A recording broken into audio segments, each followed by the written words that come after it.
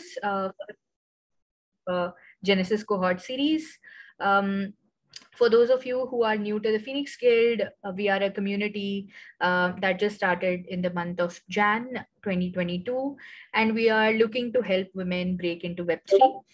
One of the distinguished things that we are doing to help women break into Web3 is apart from the educational material that we are providing, because that's the foundation to everything, we are also trying to help you break into Web3 by helping you attempt some bounties and tasks, right? Because Web3 is really all about like learn through doing. So that's one of the main mottos that we kind of started with, that we help you learn through doing, like attempt tasks, attempt bounties. That's one of the things that we want to do. As a part of that is a Solidity bootcamp, so everybody's like through the basics of Solidity and then can start attempting projects, or just dabbling their feet into smaller bounties, etc. As a part of our Solidity Bootcamp series, we have scheduled several master classes, one of which is this one that you're attending. So I have heard a lot about Lay, and I think any introduction that I am doing is just not enough justice. I will let her talk about what she's doing in a bit, but to be honest, this products, what are products in Web3? How do you look at products? How do you look at being transitioning into any kind of product management role, whether it is handling the product at the technical level, non-technical level, at a marketing level, at a community level? There are lots of kind of product affiliated roles in Web3 that are very lucrative, and also kind of opening up a lot of doors for people to explore in the space. And who better than Lay to kind of walk us through what this role is, and more about careers in the product related careers, or in general careers in the Web3 space. I have heard a lot about her from Ganesh, who is the CEO of Covalent. I briefly worked with Covalent as an alchemist, and I continue to engage with their community. I really love their community. It's very vibrant, and I love how they kind of put education, community, and people first in terms of their product. So that's why I'm a strong advocate of Covalent. Not shilling the token or anything here, but just love the kind of vibe that they have created in terms of their product. And that's how I was lucky, and we are all lucky here to be able to get an hours of Leilani's time. And I think without me further just continuing into this, I'm going to stop my screen sharing and just Lay kind of take over. Maybe Lay, just walk us through a little bit about your experience, your profile, what are you doing right now, and then whatever you have to share with us. Would love to just hand it over to you. Thank you. That was the nicest intro ever. I really appreciate all that. I agree. We met in Covalent's Alchemist program before I actually started working with them. So kind of what I'm going to talk about today is my current role, which is product marketing manager at Covalent, for one of our products, which is our API. So it's a tool for blockchain developers, but I'm not really going to go into the specifics there as much as kind of careers and more about like the landscape in Web3. But yeah, our CEO Ganesh likes to talk about my story because it's kind of like a very Web3 native career story, I guess you could say. So to just separate that, I graduated university 2 years ago, and then I was a little bit lost in terms of my career path and wasn't really interested in much until I stumbled across blockchain, Web3, and like just this exciting ecosystem. And I got my first start in the community by joining Covalent's Alchemist program, which was where I was really lucky to meet Kian and others, and basically make connections and get closer to the team itself before eventually joining them full time. And then I've actually just been able to build a really a great career that I'm happy with at Covalent and meet so many more people in Web3. And as I thought it was a unique story, but really the more I reflect on this and the more I see how hiring goes nowadays, I've noticed that like what I did is pretty much a good way to do it. Like a lot of people end up doing the same thing, which is just get your foot in the door, participate, and then just get close to like the team and higher ups. So that's part of my presentation today. but I'll just share my screen so we can get right into it. And yeah, feel free to like interrupt with questions or stop. We'll definitely have time at the end for that. But yeah, so presentation is products and careers in Web3. Oh. Is that a question or is that someone not muted? Yeah, someone unmuted. I'm just, Okay. yeah, I'll take care of that from my end. That was funny timing. No, that's all good. Here we go. Okay. So yeah, just to mention the company, which I kind of already did, Covalent is what I currently work for, and they're sponsoring part of the Solidity Bootcamp. So if you are interested in fetching on-chain data, yeah, check out Covalent's API. It's pretty easy to use and chill, but again, a lot of the benefits of working with Covalent are the community itself. So this is kind of an overview. First, defining product roles. So it can get a little bit confusing with like PMs, PMMs, what that all means. I know some people here are probably already really familiar with the career and just kind of interested in how it applies to Web3. So I'm going to go into the differences and what you can expect in this pretty crazy ecosystem. My colleague called it the Wild West, and Harish, my other boss, says you wake up and drink out of the fire hose. So that's just a primer we'll be talking about. And some of the pros and cons. So I think it's kind of worth mentioning, like it is a really exciting, burgeoning new industry, but there's definitely things you should be aware of going into it, especially when taking on a full-time role. It might not fit every single personality type. It's really fast-paced and there's a lot thrown at you. So you do have to be adaptable. How to find opportunities. So just some of the best ways that I've seen if you're looking for careers or if you're just even looking to like make friends and network, how to actually get started, and then a couple more different career options and like popular job titles and their skill sets. So first, what is an actual product? I think it's helpful to start with a definition. So it can be an item, but it can also be a service. And the reason I mention this is that in Web3, products can be a little bit confusing, and there might be products that you don't think of as products. So for Covalent, for instance, I am actually one of 3 product marketing managers. So my product is the obvious one, it's the API. But the other ones are research. So we produce a lot of research and we have a data team internally, and we actually have a product marketing manager that's dedicated to that. So basically what that means is, because the roles are a little bit undefined and everybody is kind of innovating at their own pace and topics can change really fast, sometimes you need somebody that's just dedicated to explaining what this is, both internally and externally. And I think sort of the internal PMMs are something that's a little more relevant to Web3. Our other PMM is for our Covalent network. So we talk a lot about the network, which is basically the way that we're decentralizing our database. And it has to do with validators and people staking their tokens and all of these really like Web3 procedures. And you might not think of the network as a product, but again, it basically needs somebody exclusively on it full-time that is creating educational content and telling everybody what's happening and communicating with the stakeholders and things like that. So here's kind of it's a bit of a messy graph, but most of the Web3 graphs are kind of messy like this. This is from a Coinbase publication, just kind of breaking down a bit of the Web3 stack. So all of these you can kind of think of as like different products. In some cases, it's an NFT collection themselves. In some cases, it's like a DeFi protocol, so Uniswap or Matcha or SushiSwap. You can see in the Analyze section, Covalent, which is where I work, Dune Analytics, which creates dashboards. So in that sense, like they might have a PMM for dashboards.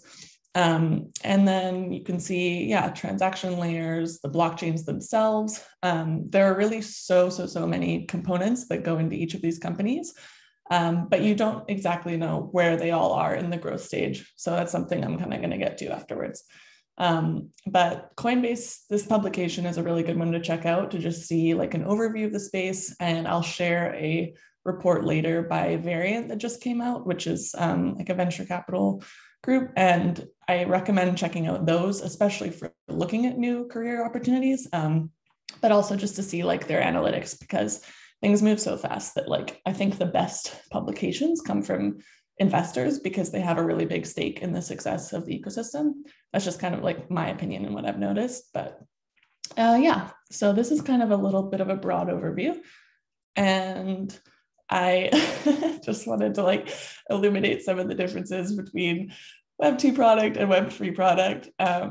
So I know I'm like using those terms and jargon quite a lot, but it is kind of the easiest way to differentiate. So if you think about kind of like traditional industries like SaaS or like traditional finance, or I mean, really anything like manufacturing, there aren't as many industries in the world today as Web3 that are so fast growing and explosive and uncertain. So in general, not to like diminish it at all, but in general, I think PMs, anybody in product roles at a lot of companies, you have a much clearer idea of the long-term vision. And you also don't have like this crazy market volatility and these added considerations of a token that you have to think about in your role. So for the most part, I think it's just a clearer job title and you can kind of structure your responsibilities more and things like that. Web3, I would say no matter what role you're in, you pretty much have to do a bit of everything. So yes, you can have a certain job title, but because there are fewer people in the space and it's so rapidly changing and the markets around you are pretty volatile, each company and each individual has to be super responsive, basically, and adaptive. So if something crazy happens in the market and it all goes red or whatever, that might mean that if you have a vested interest in that, if you're a blockchain or a DeFi protocol or something, you have to pivot your entire business model and everybody has to be ready to change. You can also, your vision, I mean, you can have a long-term vision, but I think the important part to hammer home is that we're all kind of going for this adoption. So this mainstream adoption is what essentially people in blockchain and crypto agree is like what's going to carry us through, I guess. So it's basically, you're all taking the same bet that a lot of people need to use this space and use these products in order for us to all like keep our jobs and companies to grow and for this not to diminish. So your vision depends on the whole ecosystem's success. And in some sense, that makes things more collaborative. It can also make things pretty competitive because when you're building in Web3, a lot of it's open source and you can pretty much like go and easily take components and like copy and paste the company. So in the case of a lot of the decentralized exchanges, this is just like an example I like to use, but they basically forked like a snippet of code from Uniswap and overnight you can create a different AMM protocol on another blockchain and you don't have to do as much work.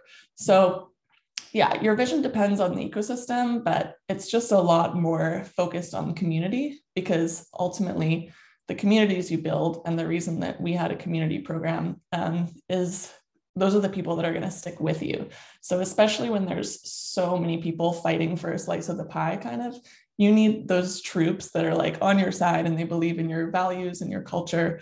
And so even when you're doing like even engineering is more focused on how it's going to benefit the community as opposed to like convincing them to use something, which I personally really like. But yeah, that's just one of the kind of differences there.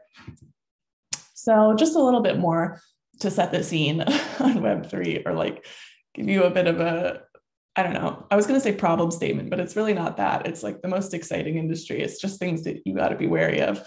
So Web3 is a bit like the Wild West. I'm sure everybody here is probably at different levels of like getting and diving into the rabbit hole or whatever that's called. But you see things changing around you at a very rapid pace. You see emerging trends all the time. Like this year it was kind of NFTs and DAOs. This year it was kind of NFTs and DAOs. And then the year before that, it was like DeFi was coming up. And next year, who knows, maybe it'll be more like the metaverse. And even if you think these trends don't apply to you or what you're doing, they kind of always do factor in somehow because especially in marketing, that's like the broad audience that you're appealing to. Innovation happens super quickly, which is so exciting and really rewarding to be around. even no matter what role you're in, I think in my experience, I feel more of a purpose being in Web3 because you just feel like you're a more important part of the company. It's a very team-oriented mindset.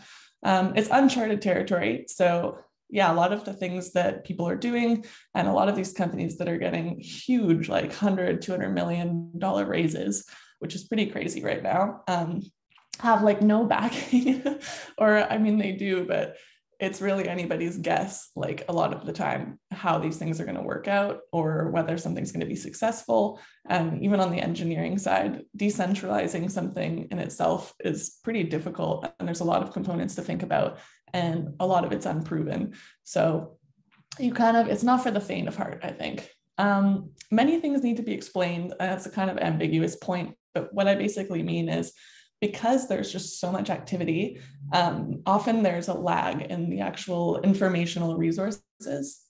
So creating content, especially in a product role, but in any other role too, is super important. So even workshops like this or organizations that are just to connect people to talk about these topics are super important. And I think that's a bigger reason of why the community is so strong in general, is just because you need to help each other out with knowledge sharing, just because yeah, a lot of these topics are like brand new. Nobody's ever heard of them. Nobody's necessarily an expert if it's only been around for a year.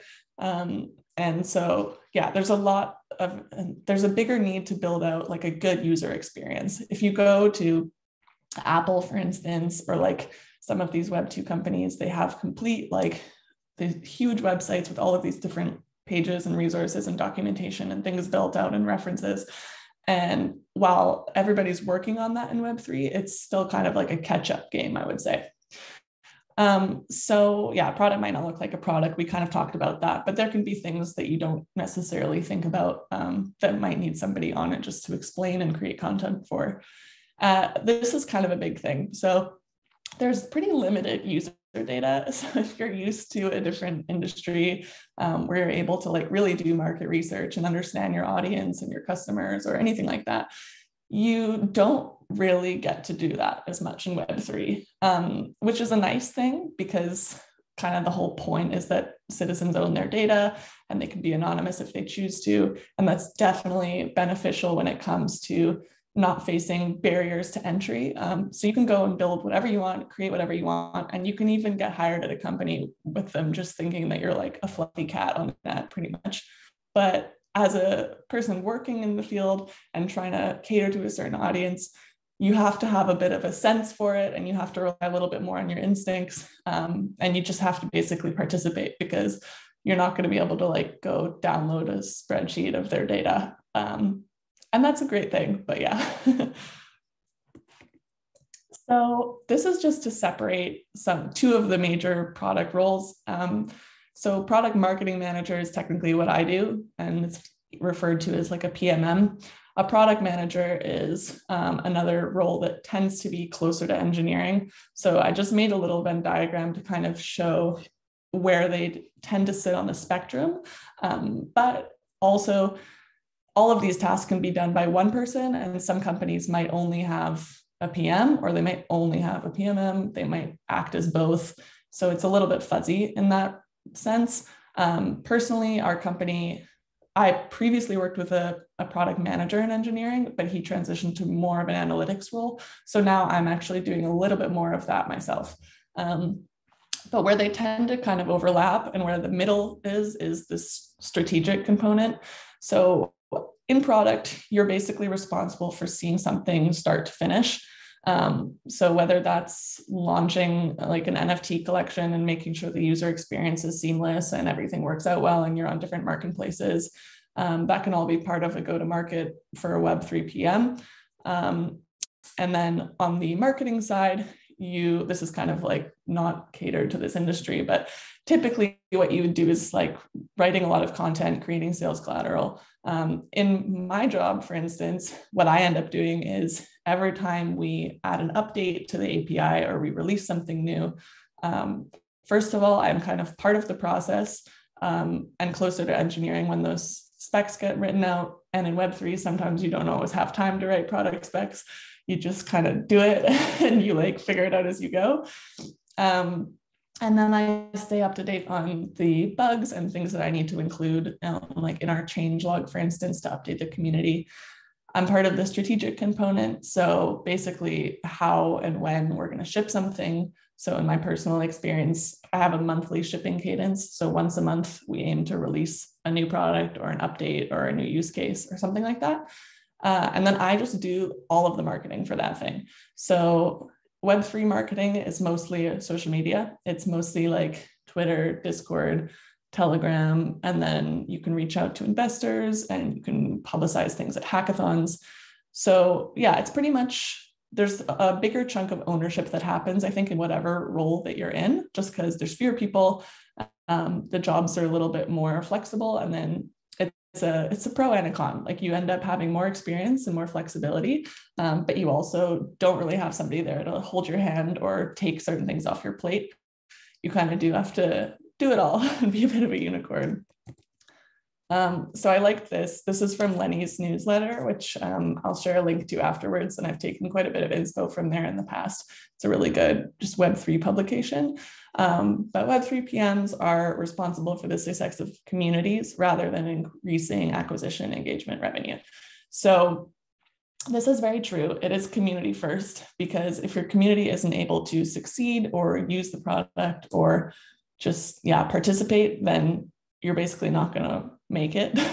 So it's a popular slogan or phrase acronym to say NGMI, which is not going to make it. So you might see that on crypto Twitter. But yeah, the point really is you're more focused on creating use cases and describing what you're able to do with something rather than convincing somebody to use that. So if you do come from a more Web2 background, I think there's like a lot more gotchas. You can really target your audience, find their pain points, and kind of sell a little bit more. Whereas in Web3, you just have to put it out there and be like, this is, what this does, what you can do with it, how easy it is to use. Just keep creating educational content basically and making it as easy as possible for people to get involved. And I personally like that because selling something or pushing something doesn't really feel natural to me. And I think Web3 a lot is about being genuine and being transparent. And it's really nice to just be able to be in a role that focuses on that. This is like one of, I don't know if anybody here watches Schitt's Creek, but I like that show. So when do companies typically hire somebody in product? This is also a great quote from a lead at Alchemy, which is another data provider in this space. Web3 PMs are usually better for 1 to 10 and not 0 to 1. So I think that's really true. From 0 to 1, when you're just launching a company and you're in that stage where you're just trying to find out product market fit, what it is, what you're doing, that can be a team of like 5 people, especially from what I've seen in Web3. A lot of companies, I mean, we're mostly startups because the space itself is pretty nascent. And a lot of times it's just a couple people doing a bit of everything. There's not really defined roles yet. And I haven't seen many PMs at early stage companies, but when you start to get into the growth stage, hiring somebody in product can be really useful for efficiency, being that liaison with the community, because somebody needs to be monitoring a lot of their different chats in order to like reflect that back to engineering, and then communicating across different verticals, both internally and externally. So basically, you're kind of that middle point in the company where you're between engineering, you're between marketing, you might be between developer relations, or any other kind of verticals. Design is a big element as well. So you need to be versatile there, but externally, it's also the same. So you might have a lot of different user personas around the company. So for us, to give Covalent as an example, we have token holders that are interested primarily in CQT. We have developers that are more interested in the API. We have network operators that are interested in running their own nodes. And there's a lot more different audiences that you're catering to. So you might need different people to focus on those audiences because your marketing can't appeal to all of them. And it's the same with DAOs, especially. Lots of different chapters in a DAO for people with different interests. And they're often called guilds. Yeah, or really a lot of different Web3 products. Because of that token element to a project, you often kind of get this separation between what is called retail, which is basically people holding your token, versus people that might be more interested in your technology or your long-term vision. Your customers are kind of like all across the board. And you might not call them customers, but users, community, whatever it is. So some of the pros and cons of a Web3 role, I thought I'd just like blank this out and see if anybody wants to guess or put any in the chat or if they have their own experience. So feel free to go ahead and share if you think there's any pros or if you think there's any cons. I'll check the chat and give you a minute. Very true. Yeah, you get to work on new tech.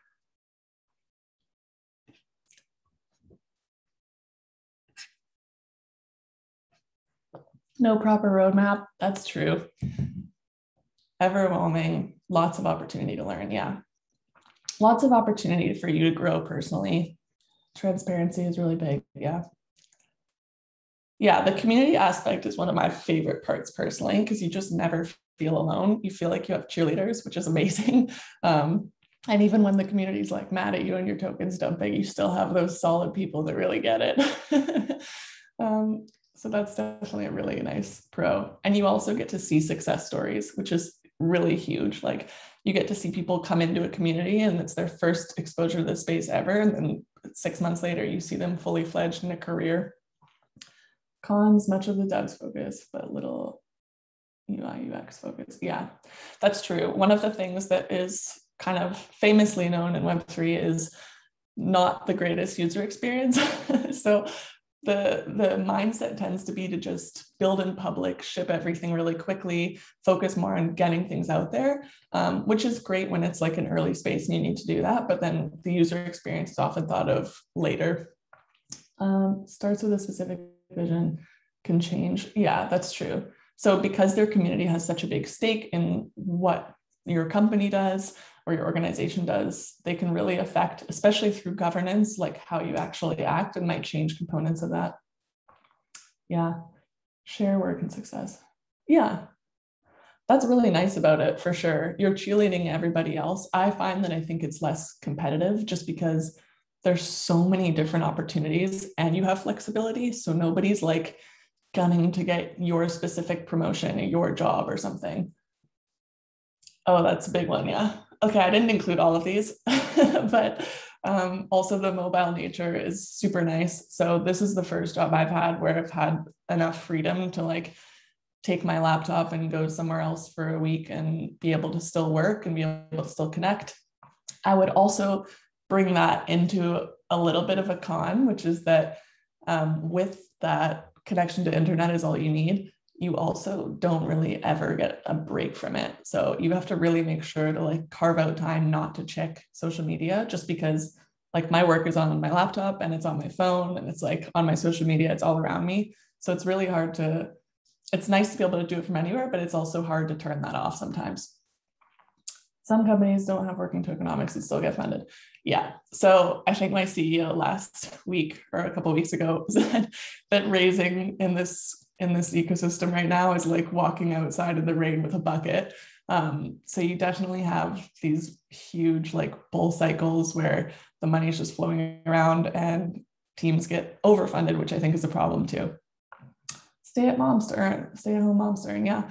Stay-at-home moms. And then we've also seen like people with like medical conditions or just like other reasons that they can't do a traditional job, they can participate and earn in Web3, which is really nice. Less competition, more opportunity. I definitely think that's true. And you don't even need to necessarily get like a contracted career with a company. You can basically have a job in Web3 just from participating in DAOs even and get rewarded with different tokens. So it might not be for everybody, but I can share some like DAOs and stuff later because there definitely are opportunities. And even through organizations like Gitcoin, which gives funding to certain projects through the community, you can get funding, you can kind of make your own living, and yeah, you can do whatever you want in Web3, really, it's great. But let's go into just like some of the ones I think we touched on quite a few of these points already. But I just kind of like put two sides of the coin on the slide. So flexibility is definitely a big pro. You are definitely not restricted. You can really like change and expand your role and do it how you want. The downside of that can just be that uncertainty. So if you're a person that really likes structure and knowing something's going to work out, or it will lead to another career, or it will lead to a promotion or whatever it is, you have to deal with a tiny bit more of that. It's a great way to gain new experience and grow. So with that flexibility, you can push yourself outside of your comfort zone. You can meet tons of people. There's really no barriers in terms to who you can contact, which is super nice. So one of the big things this I put at the bottom is that you can message like the CEO of any company on Twitter, and most of the ones that I know will actually respond to you. So if you have a good idea and you have a way to contribute, there isn't that like barrier between you have to talk to a boss and a boss's boss and a boss's boss and all these steps in between. It's really an industry that prides itself on being like welcoming and friendly, and pretty cool. So the other downside is that growing fast can mean a lack of structure. So this is kind of something that like we're dealing with a little bit right now, because we're scaling our company pretty fast. And that just means that when you hire like all these new people, you need some time to gel and to train them and to make sure that like they understand the rest of the company and they have the context. And it's just the growing pains that everybody kind of deals with. But it just happens to be pretty prevalent in Web3 because most of the companies here are startups that are scaling. And a lot of people, especially right now, given with like how the markets are taking this time to like really expand their teams and build.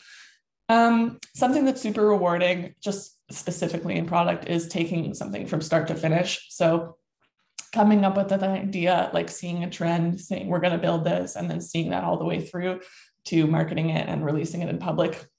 That's super, super nice. You have like a lot of ownership in what you're doing, but you are also on your own to figure those things out. So you might have some really great people in the company to talk to and to give you advice. But the ownership component is pretty big, and ultimately like it's a lot of responsibility. So you just have to be ready to like, be accountable for everything. And you're not just accountable to your coworkers, but you're also accountable to the community, because that transparency is there and people kind of rely on you, and it might affect their investments in you, which is a pretty kind of complicated subject. You have to be accountable to your broader community. So that's a nice thing, because I think a lot of corporations have like zero accountability, but it can also be a little scary sometimes. Pros, you never have a boring day. Everything's always changing. And even if your job is structured and more routine and you know what you're doing, or if you're in like engineering and your head's down working on a problem all day, you will still face different problems and things that people haven't done before. And it's pretty exciting. Cons, I already kind of mentioned this, but it's hard to just turn it off, especially because it can get kind of addicting. Because if you're interested in this space as a hobby and then it becomes your career, then that's your career time and your hobby time, and it can easily be like your whole life. So you definitely, I think what I noticed just personally is after getting a job and actually working in this full time, I have to carve out more time away from the internet in general, which I didn't used to do. But that's different for everybody, just something to be aware of. If you're invested in your company's success, so a lot of the times you have equity, you have tokens. So as your token appreciates or your community grows, and your company is successful, you also really do benefit from that, especially if you join a company early. So that's really nice, because you do get equity at traditional firms, but not always. Especially if you join later, it can be more common to just kind of feel like a number, and not as important. But in Web3, everybody is pretty much got a stake of the pie, which is really nice. The retail market can be noisy. That's what I mean just by token holders. There's some people that really will just like come into your Discord, hate on you, say the token's dumping, and just not care about anything else. And you always will see hate because the social media is so prevalent, but it's also like you can't take it all personally. That's just life, and it's not a big deal.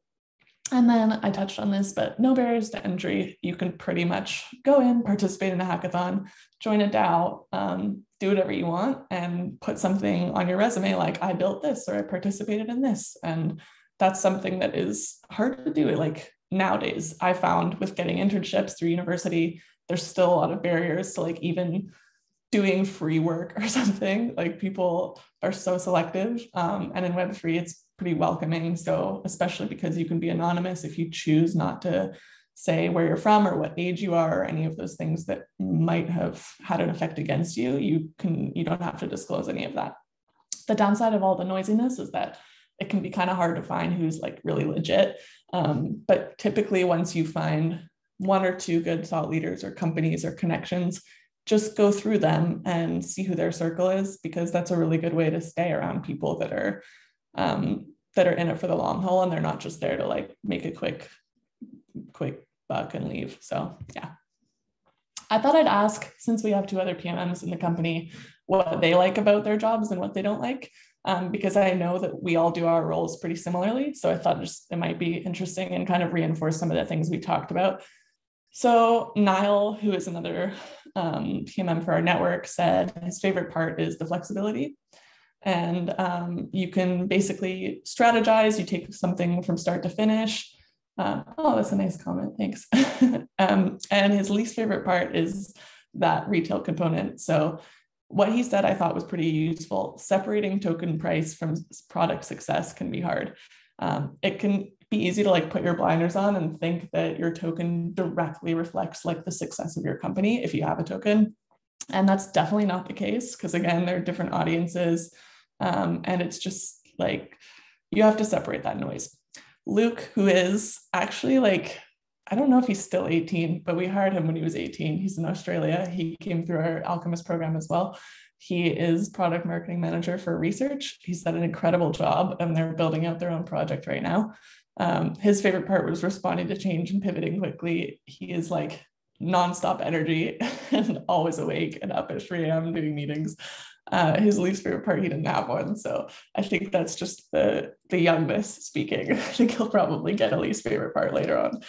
For me, I realized this recently, actually. I came from more of a marketing background, but now my favorite part is the product itself, and my least favorite part is the marketing. It's just more rewarding, I think, and fun personally for me to like really get to see what's being built and how much effort goes into it and all these different components, and to be around that and like check in on things. I really like it. And the marketing can almost feel like sometimes like an afterthought. You're like, oh my God, we did all this and now I have to tell people about it. But I still, for the most part, like all of it. And especially doing hackathons. Someone agrees. Yeah. Is it possible to touch on non-tech roles like product and strategy in Web3? Yeah, totally. I will have a couple more below, like later on in the presentation, just expanding on like non-technical roles and kind of the skill sets that you need and stuff like that. So this is how I would recommend finding opportunities in Web3, just because it's pretty different than like the traditional backgrounds. And I remember like, because I graduated not long ago, and the job process for us was basically LinkedIn and like going to networking events and hiring fairs and stuff. And it's not the same. I would say most of the time you find job opportunities here through Twitter. So if you're not on Twitter, I would recommend joining it just to like stay up to date in Web3, but it can be noisy. It's just a bit of a necessary evil. You can also find some really amazing content on there. And I have definitely like had to curate my Twitter feed a little more so that it reflects like good stuff, educational people, not spreading bad news or anything. So yeah, you get into it what you put out of it, but Twitter can be a really good place to just see like up and coming companies, new releases, when somebody might be hiring.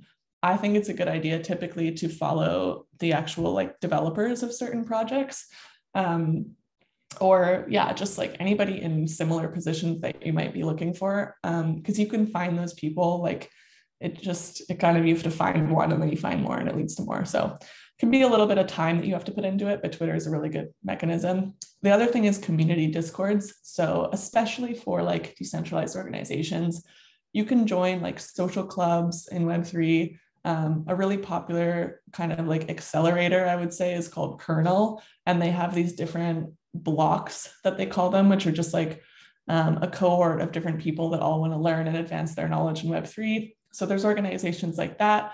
There's also things like Developer DAO, which is pretty reputable now for like onboarding people in the space. There's also social clubs that like, the top one that comes to mind is Friends with Benefits. And yeah, there's ones like Seed Club. So, I mean, I can like link a DAO landscape image later on or something, but community discords are a good way to just like make friends. A lot of the time they'll have different channels where you can start talking about things and posting. They'll have like weekly meetups, and just, it's good to just like be involved in general. And then eventually you'll see where the opportunities are. They kind of come out the more active that you are. Other thing I recommend is Web3 newsletters. So I'm going to show you, I'm going to like kind of shill this newsletter just because it's been super useful to me. But they actually have a job board. So this is one that I've taken quite a lot of inspo from in the past. It's called Lenny's newsletter. So they have a paid version, but you can also like get free like monthly articles. And then I think this job board is pretty useful, especially if you're interested in product and you can filter it a bit. Lenny's newsletter is definitely like just one of many newsletters. So a lot of kind of, I don't know what you call them, like crypto influencers, I guess, will actually start their own publications. And some of those can be really good. And yeah, I recommend just like, if you have somebody that you're interested in, find their network and see if anybody has newsletters, because they'll often link to jobs, or they'll just touch on what's happening in the space. And it can be like another way to digest content that isn't like filled with all of this other stuff you don't want to see. And then this is what I think is super useful. And this is actually kind of what I did when I found Covalent, sort of. But you can look through venture capital portfolios and see who's recently raised. So I think this is a really good way to like find which companies are in their growth stage, who might be hiring more roles pretty actively, and then just find like, these are pretty well-known and I guess reputable venture capitalists in the blockchain space. So their portfolios are kind of focused. And then you know that like they've got backing and these people believe in them. I know that it's like easy to get money right now, so it's not saying everything, but here's like an example. So this is just like Pantera's portfolio. You might be able to like recognize a lot of these companies as some of the big ones in Web3. And then you can also see what stage they're in. And I would just go and like, if you're passionate about any of these and you want to dig a little bit deeper, go to the companies and like find their website, find their Twitter, find their Discord, find whatever. And the best way is just to get really passionate about it and then show what you can contribute, which I'll touch on in a little bit. I think I put another one here. Oh yeah, this is A16Z. So if you're on Twitter, then A16Z is all over Twitter. They invest in tons of Web3 projects. So again, like going and checking through these and just seeing what they're all about, that can be a good way to just find like new companies and ones that are in that growth stage. So just what I actually did with Covalent was I was working at a startup that I didn't really enjoy. It was like kind of in blockchain, but kind of not. And it was one of those ones that just felt like they were in it for the money and not for the vision.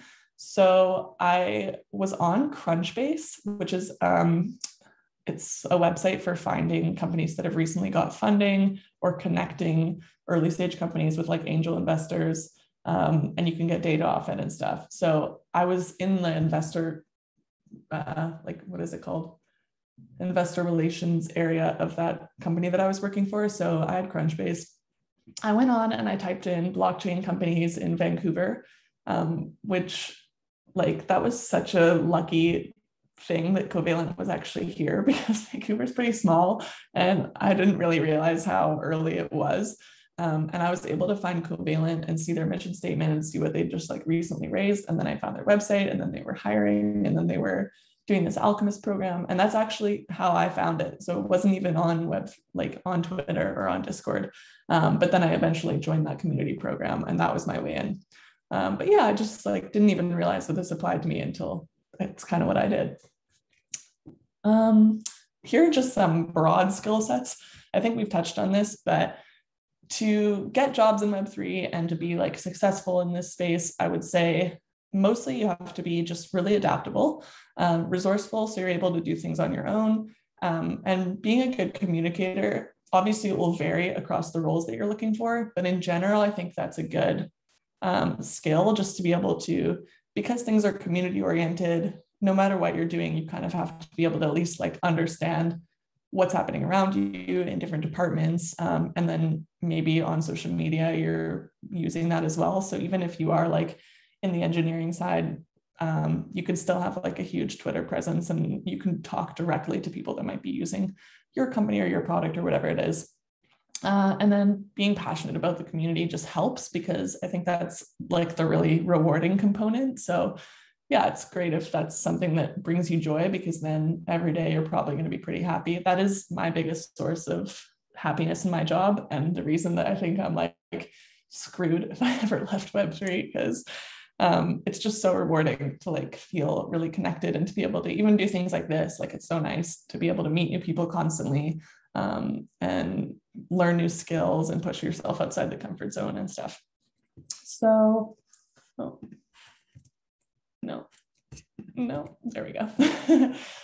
This is how I would recommend getting started.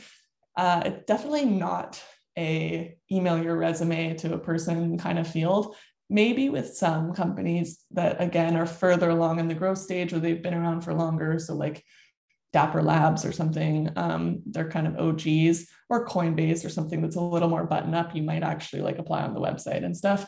But for the most part, I would recommend genuinely find a company that you really like. Do your own research. This is another Web3 acronym, which is like DYOR, but it's for do your own research.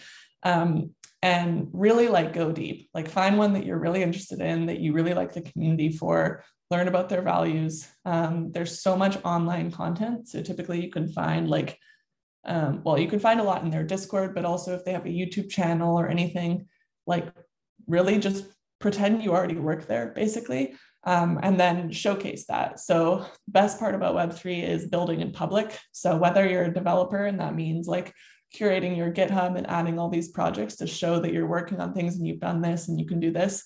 Or if you're in marketing, it can just be like building your Twitter presence, or like always being supportive, always showing up on community calls, something like that. Or if you're in product, like maybe you just summarize all of their suggestions and what you like about their product, what you don't, writing articles.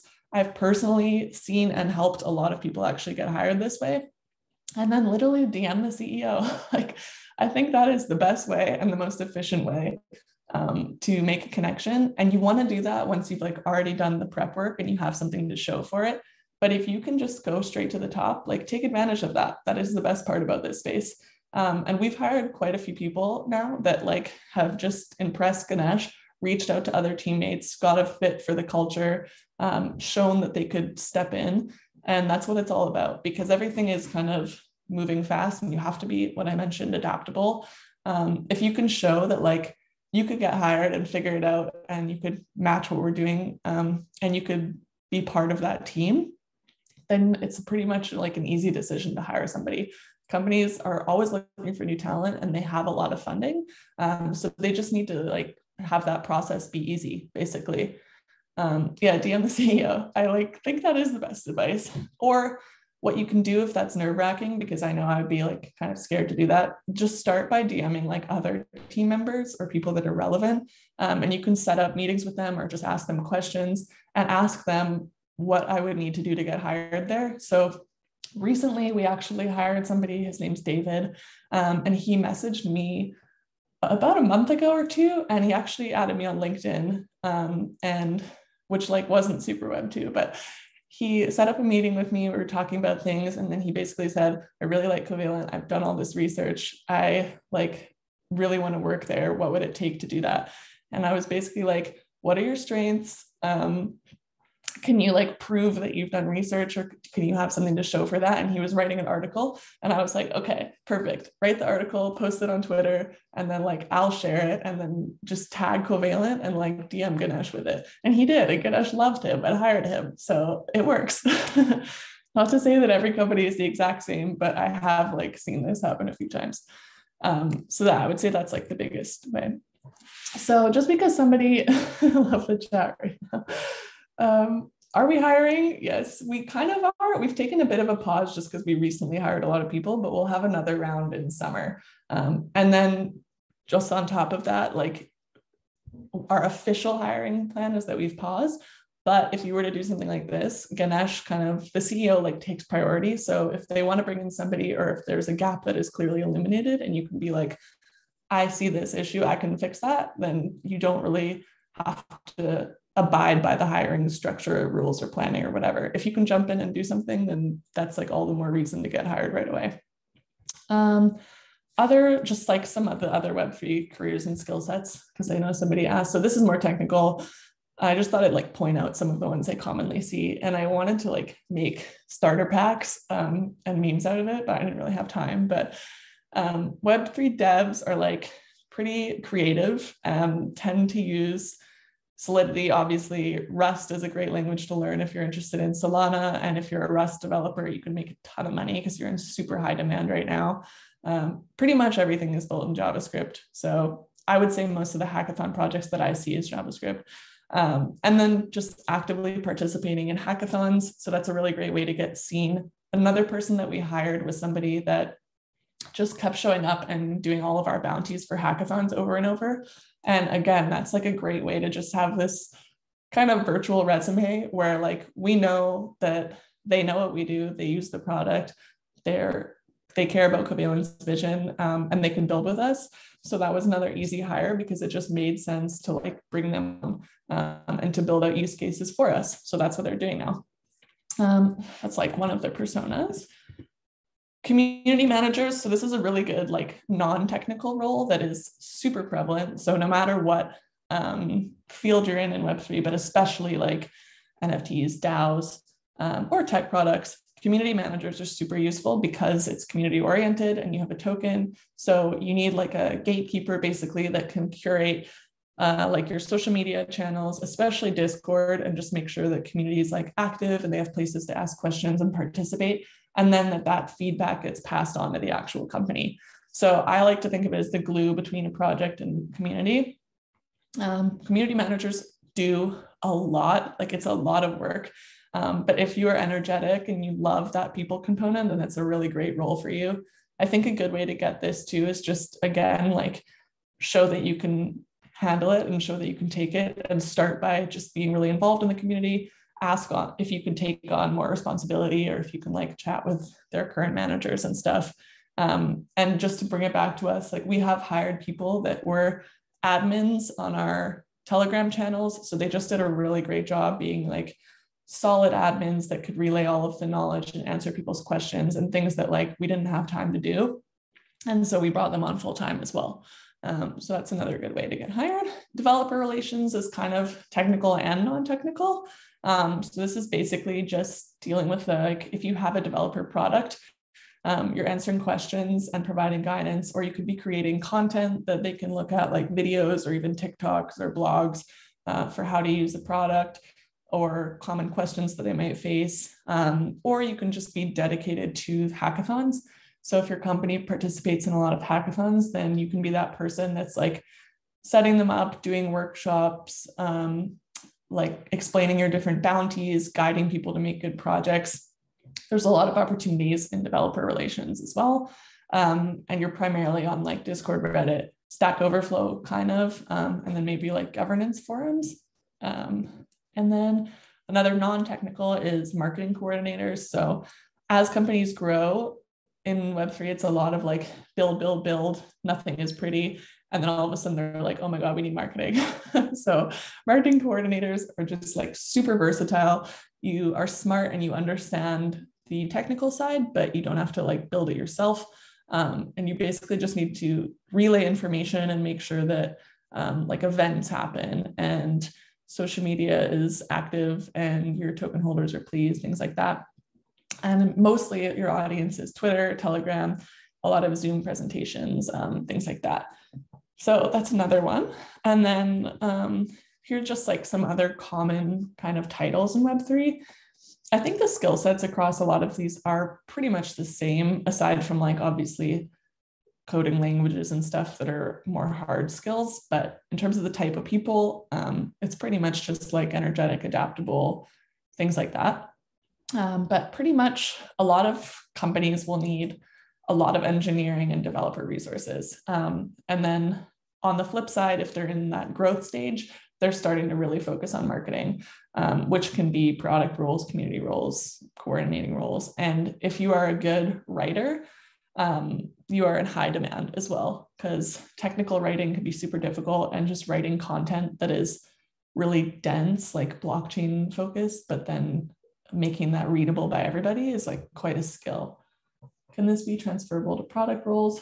Yeah, totally. So I think I would say all of this is kind of the same in product roles. Like, just from my experience, the most important parts are communication, writing skills, because you are typically drafting a lot of content, understanding your audience. So you do have to communicate with all areas of the company, like marketing or engineering or developer relations, because it all does tie in together. And yeah, most of the skill sets I would say are the same. And even in product marketing, like I would say I'm involved in all of those other channels as well. So I am in Discord and Twitter and Reddit and even like Stack Overflow, and you do a lot of research on your different competitors and what other companies are doing. I would send you like a basics of product marketing and product from Lenny's newsletter. I think this article is like, I can find it in a second and send to you. But yeah, they have a lot of good content in terms of like what you need to do and what day-to-day looks like. Primarily focused on project, yeah. Yeah, my boyfriend's actually a project manager. So we kind of talk like a lot about our different careers, and it is pretty similar. I would say for him, it's a lot more like, I don't do as much management of people, whereas he does more people management. I think that differs role to role, but yeah, that's just something that I've noticed. I think that's like, yeah, I think that's all of my drafted content. So thank you for like all of your great contributions. If you have questions, I know I kind of hit 10 o'clock, like right on the mark, but I don't mind staying over if people have time.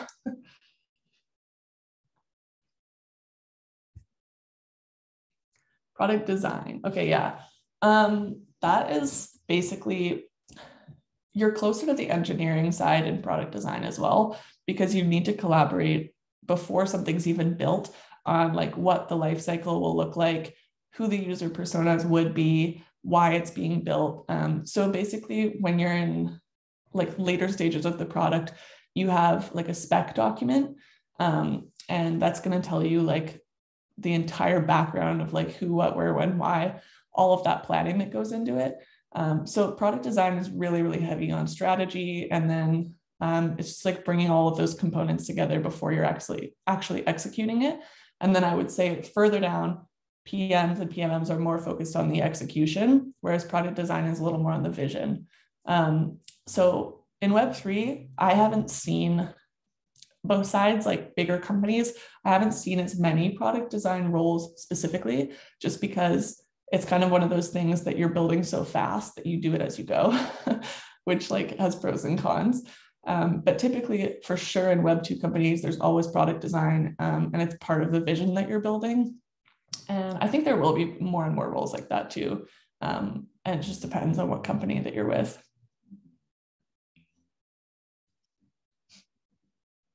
So Lee, I had a quick question. Can you tell us a little bit about, just like in 2-3 minutes, how was your journey to joining as an ambassador into the program and then progressing towards making a career or getting a job? I think it's something very interesting. Like, how do people get a career by getting themselves involved in a community? Very important aspect, right? Yeah. So when I joined, I like happened to see the post on Covalence LinkedIn that they were recruiting ambassadors, and it was marketed more as like you're making connections and learning things about Web3, which is exactly what I was interested in at the time. And like, I didn't know how much I was really going to like it, but basically we had an initial Zoom call with like 25 people, and then got onboarded into the Discord, which was where all of the communication happened. This was all super new to me. So like, I didn't realize that it's kind of standard process, but yeah, from there, like I basically just felt super welcomed. I would say Jackie was our community leader, and she did a really great job of like scheduling bi-weekly calls and coming up with all of these like tasks that people could do and topics they could focus on if they wanted to contribute, and like basically kind of help spread the word about Covalent as a project, which companies, that's kind of the purpose of them doing an ambassador program. And then you often get rewarded in that company's native token. So I didn't actually know that going into it, and it wasn't like advertised, but we did get rewarded in CQT for doing things like posting articles describing like how Covalent fits in the tech stack or something like that. Or for developers that were building out new use cases, they would get rewarded on, they would get rewarded with CQT for like showing how to use certain endpoints, really anything like that. And the project, the Alchemist program, was super successful. Like it grew from 25 people, which I was part of the initial group of, to 2,500, which was insane. But we had all these different seasons, and the beauty of it was that people that had started in earlier seasons, like myself, we were like encouraged and able to take on more responsibility and then help onboard newer people into the program. So that was something I was just super interested and passionate about with. So I wanted to get more and more involved, and it inevitably, eventually, I don't know, I just blurred two words together, led to me just meeting like some of the core team members, because they were seeing this like growth of the program and wanted to be involved. And they had things internally in the company that they were like, oh, we would love help with this. So maybe the Alchemist would want to be involved. And that's exactly where I fit in. So I got more involved with our community leader, Jackie. Again, like DMs were always open, door was always open. So I was able to ask a lot of questions. And then I got involved with their head data scientist as well. And that was when I actually learned how to use their product. So I wouldn't even like be here without Brandon, which was pretty incredible. And he was super helpful with like giving me resources and just being like, go nuts. If you want to create content, like that would be awesome. So I did. And then eventually he was the one that brought up the idea of working at Covalent full time. And at that point, I was like so tired of other things I was doing. I didn't care at all anymore. I was like, I just want to do the Alchemist program. So it worked out really well. I was able to come on full time after kind of just sort of building that on-chain resume, I guess, is what I would say. Like the Alchemist program gave me a chance to just show that I would be able to work at that company. And that's something that you don't otherwise get to do. So joining the community and being able to just like build in public, that's what allows you to like kind of try out a company before you join. And then it also allows them to try you out. So I think that's what's kind of like magical about the whole thing, is that you can just get on somebody's radar, and you don't need to like go through this stressful interview process where you're trying to find out everything all at once and it's a fail or it's a accept or whatever it is. You can just kind of come together a little more organically, I guess, and you can see who's a good fit. And the more somebody has done where they can show you like, I've created this or I've built this or I've participated in this, the more you're able to really verify that like they have those values, they like those things, they're interested in those things. So I would say it's really valuable from a hiring perspective. And then just like one more minute, but I came on the company in communications. So I was like in a totally non-technical role. And I did that for 3 months. So I was doing a lot of social media, and I was pretty involved with the community still because I came through that. So it was a great opportunity for me. But then I actually transitioned into product marketing because I had spent so much time like using it and getting familiar, and it made sense for me to be closer to product and closer to the API because I was like able to do both kind of. So I guess that's where the flexibility came in terms of my job, because I was like fortunate enough to be able to step into more technical roles and learn more even when I was doing something else. So you can definitely transition pretty quickly. Like I made that jump in 3 months and it's been pretty great since.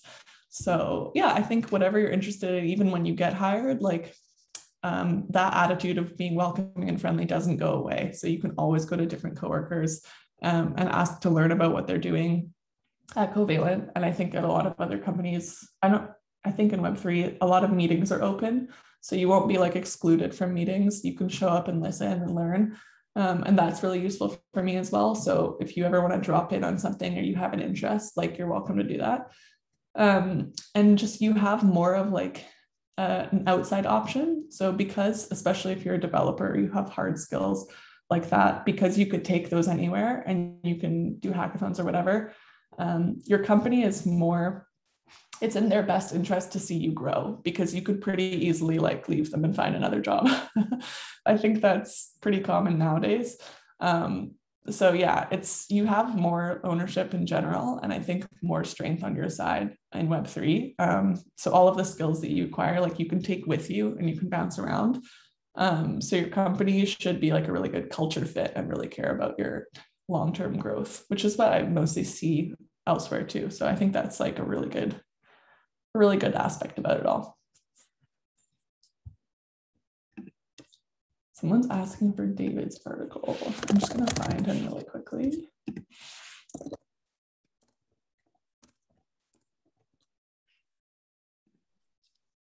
Awesome. Are there any other questions that anybody has?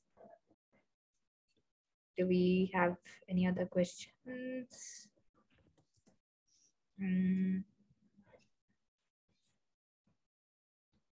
Okay, yeah, I don't. That's a nice comment.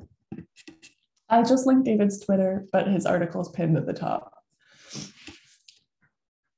Thanks for everybody's participation and good questions throughout as well. That was really, really nice. I'm like excited to meet all of you. It sounds like you all have great understanding of the space and skill sets and stuff. Yeah, thanks everyone for joining us. And thank you so much, Lei. I think we have been wanting to have this product session for a while, and I'm happy that we were able to get some alpha from you on this entire kind of products, careers in Web3. And I think in general, this is very useful for everyone who's trying to break into the Web3 space. Mostly at the Phoenix Guild, we want to encourage more women to get into the Web3 space. So seeing women like you who are making it, who are going to make it big, I'm sure, in this space, gives a lot of confidence to people, especially women, that they can also, as they participate, as they become part of different communities, they start volunteering, they start contributing. I think there is so much to learn, and the jump, if you want, can be made very quickly. But it all depends on how much effort you are putting in the ecosystem. That's where even I kind of suggest always people to like, don't wait for like a reward system. Just start volunteering, just start contributing, start taking up ownership, leadership in different communities that you're part of. Like even in Phoenix Guild, I say that, I don't want to do everything because that's not in my best interest, and that's not in the best interest of the community as well.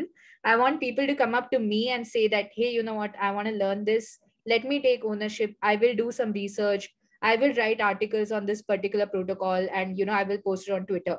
We just want to be a medium to, encourage and kind of get everyone on board. This is really the best way of learning in Web3. And Lei, you have put it all so beautifully, like in all of your slides, and the way you kind of spoke about your experience. It shows how dedicated you were, and how you really kind of, just everything happened so organically. And that's what I love about this whole community aspect of things. Yeah, So, yeah. Thank you.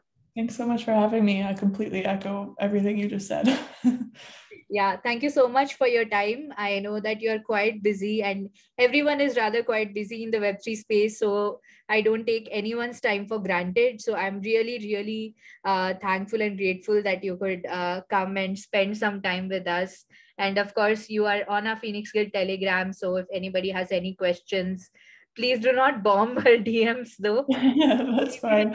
Yeah, I can answer questions in the Telegram afterwards. I think there's there like are any maybe questions always. She's here to help, and we are all here to help, and help you succeed and support in whatever way possible.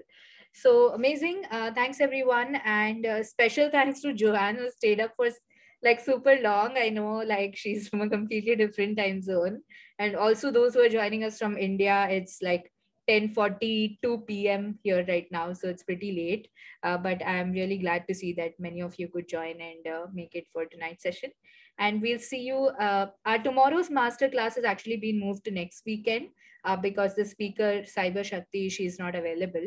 But I have moved the time, and you should be getting the notifications on your email.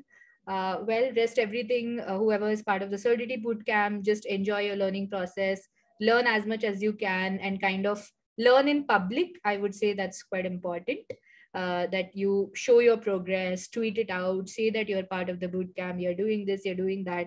That way, you're organically attracting some interest in, what you're doing. So that's also a great way, or a good first step to show your profile and show that you are interested in learning in the space. So that's a bit of shilling about our Solidity Bootcamp, not intentional, but just to help you get started on that path as well.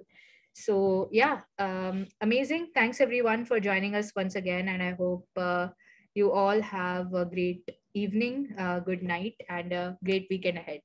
So thanks everyone, and I'll see you in the next masterclass. Yeah, I'll pause for a while because there is some Q&A going on. I don't want to. Oh, it's okay. I think I got it. But yeah, I can continue in Telegram. Thank you, everyone.